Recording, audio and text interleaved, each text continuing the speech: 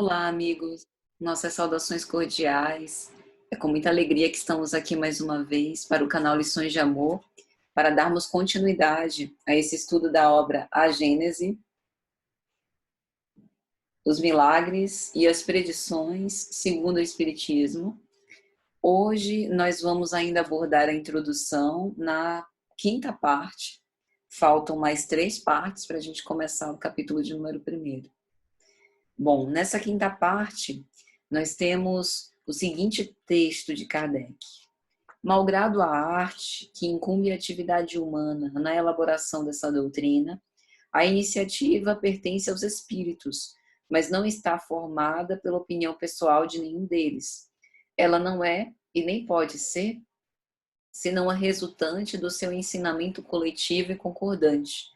Por essa única condição, pode-se dizer a doutrina dos espíritos. De outro modo, não seria senão a doutrina de um espírito e não teria senão o valor de uma opinião pessoal.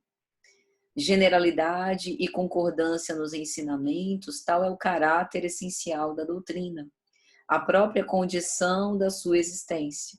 Disso resulta que todo princípio que não recebeu a consagração do controle da generalidade não pode ser considerado parte integrante dessa mesma doutrina, mas uma simples opinião isolada, da qual o Espiritismo não pode assumir a responsabilidade.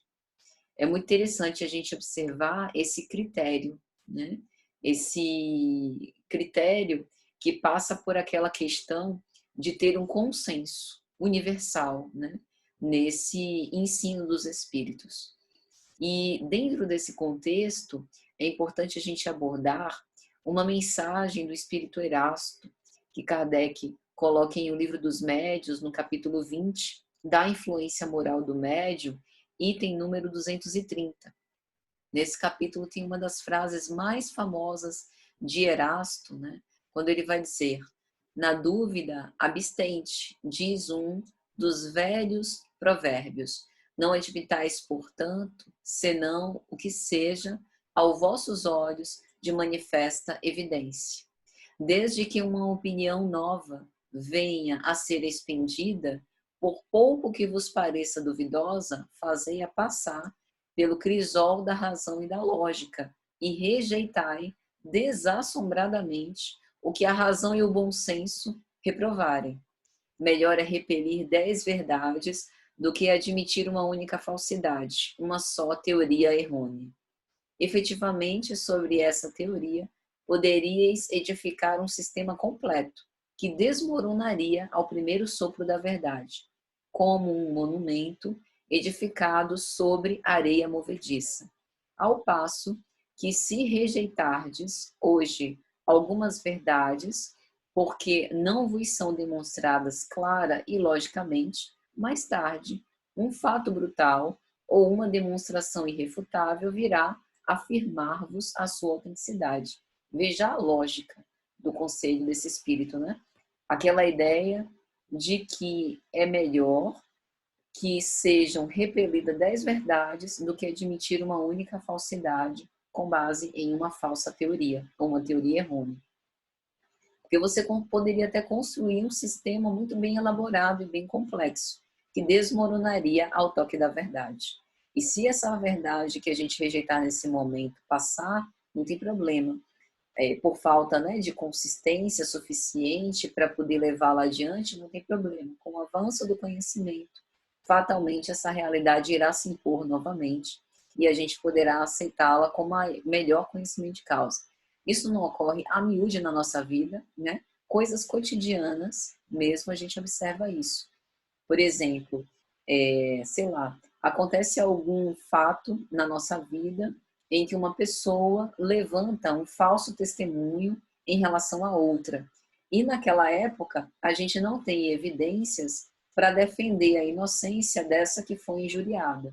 E aí a situação passa, a gente acaba ficando, né, um pouco em dúvida em relação à situação. Vamos supor que a gente se afaste das duas pessoas, logo em seguida, como o mal não dura para sempre, a gente pode observar uma repetição desse fato e ver que a verdade vem à tona. A inocência daquela pessoa acaba se provando. É por isso que os espíritos sempre nos dizem que a gente não deve ficar inquietado, agoniado, desesperado em provar a nossa inocência a qualquer custo. A verdade sempre aparece no momento certo. E no caso em epígrafe, Erasto dava esse aconselhamento para Kardec porque ele estava imbuído de uma missão muito importante, que era a da codificação espírita. Imagina se Kardec, por conta de algo que um espírito A, um espírito B revelou, coloca, incorpora isso na codificação, sem ter passado por esse crivo da razão. E é uma falsa ideia, né? E que ele acolhe como codificação. Nós hoje, século XXI, que bebemos os conhecimentos da codificação espírita, estamos repetindo Kardec. E repetiríamos assim também os seus equívocos. Por isso a importância de rejeitar tudo aquilo que ainda não puder ter comprovação. E aí Kardec vai falar nesse texto, né, que a doutrina é dos espíritos justamente por não ficar nas mãos de um único homem, mas por ele sempre trabalhar com essa noção do consenso, da unanimidade, né, daquela opinião que fosse comum aos outros espíritos, de direcionar a mesma pergunta para reveladores, digamos assim, espíritos diferentes, e acolher essas respostas, e daqueles que tinham a mesma linha central do pensamento na resposta, acolher aquilo e inserir, né, na codificação. É importante a gente perceber, então, que esse ensino é um ensino robusto, porque não é individual. Não fica apossado em apenas um ser, mas é concordante e coletivo, e justamente daí vem sua força. E essa generalidade e concordância nos ensinamentos, como diz Kardec, torna-se a condição da existência da doutrina espírita. Quantas doutrinas a gente vê? Doutrinas religiosas, de outras seitas, em que a figura é centrada em um só ser, e com base nisso é montado todo um sistema complexo, que tem fiéis, que tem dogmas, que tem diretrizes, e que não se sustenta ao longo do tempo. Então, a robustez da doutrina espírita, a sua força, vem justamente dessa sua filosofia moral, que é calcada nesses ensinos evangélicos e que não faz parte de apenas uma opinião isolada, mas que é o coro, digamos assim, de muitas vozes, né? Então, meus amigos, vamos também aproveitar esse momento para a gente fazer algumas citações da Revista Espírita. Ao lado da codificação kardeciana, a Revista Espírita também contém uma série de artigos interessantíssimos e muito importantes para que a gente possa discutir espiritismo e ciência. E na Revista Espírita de março de 1859 e também na Revista Espírita de setembro de 1867, Kardec vai escrever, né, textos que digam respeito ao espiritismo e essa ciência espírita que ele está formando aqui na obra A Gênese. E ele vai dizer o seguinte: o físico procura conhecer a razão do menor movimento anormal da agulha imantada. O químico, a mais ligeira mudança na atração molecular.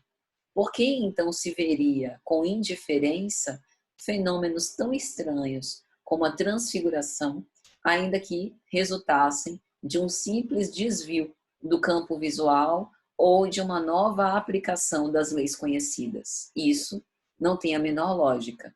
Então ele está dizendo, o laboratório invisível, digamos assim, das coisas invisíveis, de que a ciência espírita se encarrega, trata empiricamente de fenômenos tão naturais quanto os fenômenos observados pelo químico ou pelo físico. Faz parte da aplicação das leis divinas, né? Como as leis físicas também o são. E essas leis, embora não possam ser comprovadas por instrumentos, né? Ou equipamentos que detectem as coisas do mundo material, não devem nos impressionar a ponto da gente julgar que isso seja sobrenatural.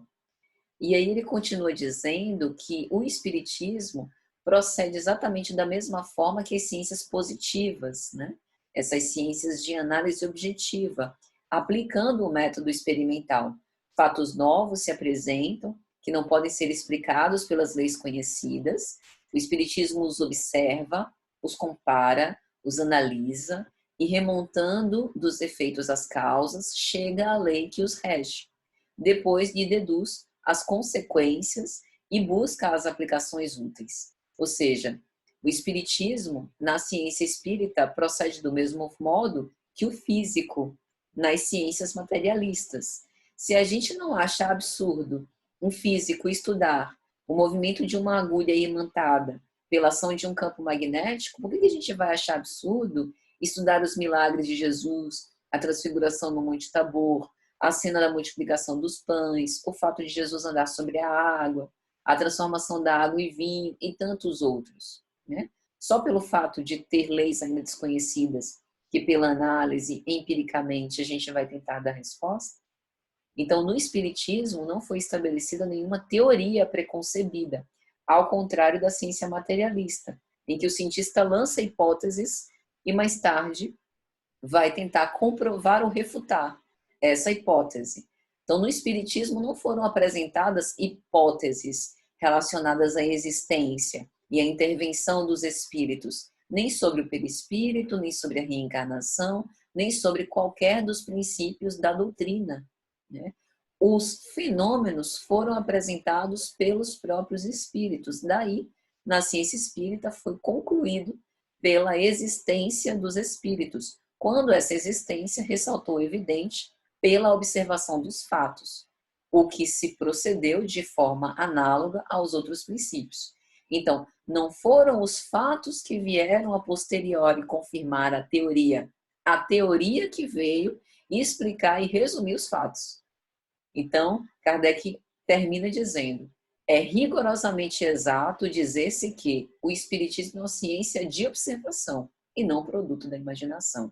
Isso não é formulação de uma ideia individual, é fruto de uma observação de fenômenos que não são fenômenos isolados, mas fenômenos que fazem parte de um ensinamento coletivo e concordante, como vai dizer Kardec.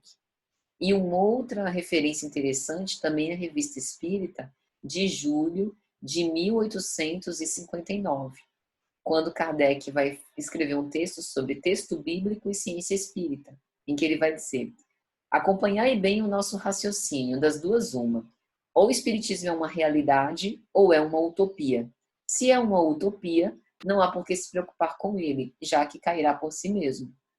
Se é uma realidade, todos os raios não impedirão de ser, da mesma forma que outrora a Terra jamais foi impedida de girar.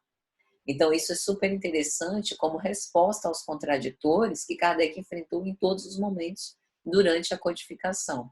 Se ela é uma utopia, não é necessário, né, que efetivamente haja forças para derrubá-la, ela cairá por si só. Mas se é uma realidade, também redundarão infrutíferos os esforços para poder aniquilá-la.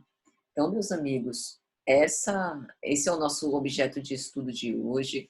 A gente retorna no próximo domingo, falando do item 6 da introdução de A Gênese, se Deus quiser.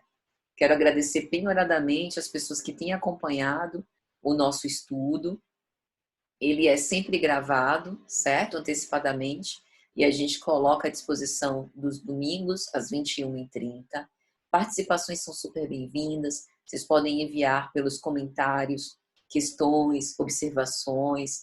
A gente responde e acolhe a todos com muito carinho.